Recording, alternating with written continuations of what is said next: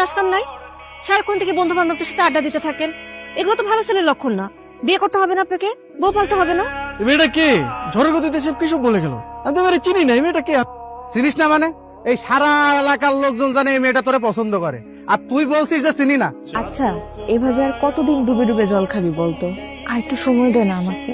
তোর এভাবে সময় নিতে নিতে দেখবি তোর জায়গা অন্যজন নিয়ে গেছে। তার থেকে সময় থাকতে থাকতে এখনই মনের কথাটা বলে দে। আমি তো আমার মনের মানুষকে প্রতিদিন আমার মনের কথা বলি। কি আপু, তোকে আজকালকে একটু অন্যরকম লাগতেছে। তুই কি আবার নতুন প্রেমে টেমে পড়লি নাকি?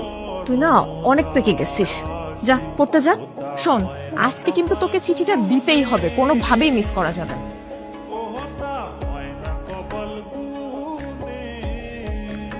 আমি কইছিলাম না মেয়েটা কিন্তু আজকে আইছিল কিছু একটা বলার জন্য। আরে কি বলবে আমারে? এদিক দিয়ে হয়তো যাচ্ছিল, অট্টকল দেখার আগে নেই। আমি শিওর, শুধু শিওর না, অভার শিওর ওই মেয়ে তোকে কিছু বলতে আসছে। কোনো মেয়ে আছে নাকি তোর পছন্দের? তাহলে আমি বিয়ের প্রস্তাব নিয়ে যাই, তোর বিয়ে দিয়ে আমি তোর দুলা ভাইয়ের কাছে মালয়েশিয়া চলে যাই। আমার বিয়ে নিয়ে তোমার তো মাথা ব্যথা কেন? আর তোর সমস্যাটাকে বিয়ে করতে আমার সেটা বলতো। দেখো, আমি যখন সময় হবে তখন আমি ঠিকই বিয়ে করবো। তোমার তো টেনশন করা লাগবে না।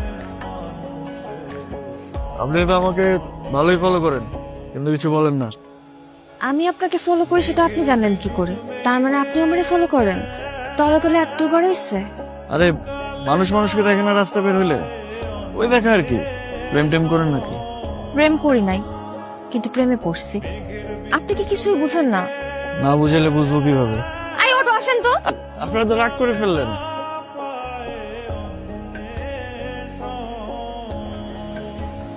মামা, আপনি না বললেন জেরিন লেখাপড়া নিয়ে ব্যস্ত, এখন বিয়ে দিবেন না। কিন্তু জেরিন কোথায় লেখাপড়া করে এটা কি আপনি জানেন? এটা কেমন প্রশ্ন রবি? একটা ছেলের সাথে বিভিন্ন জায়গায় ঘুরে বেড়ায়। জেরিনের মা, জেরিনকে নিয়ে এদিকে আসো। আজ থেকে ওর বাইরে যাওয়া নিষেধ। কলেজের নাম করে কোথায় যায় কোনো খোঁজ খবর রাখো? কি করছো? একটা ছেলের সঙ্গে মেলামেশা করে বেড়ায়।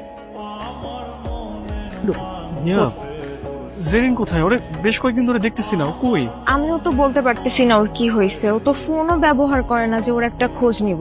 দেখো, নেহাল তোমার বান্ধবীকে অনেক পছন্দ করে। আমার বান্ধবীও তো আপনার বন্ধুকে অনেক পছন্দ করে, কিন্তু সমস্যা তো আপনাদের। আপনারা কেউ কাউকে কিছুই বলেন না।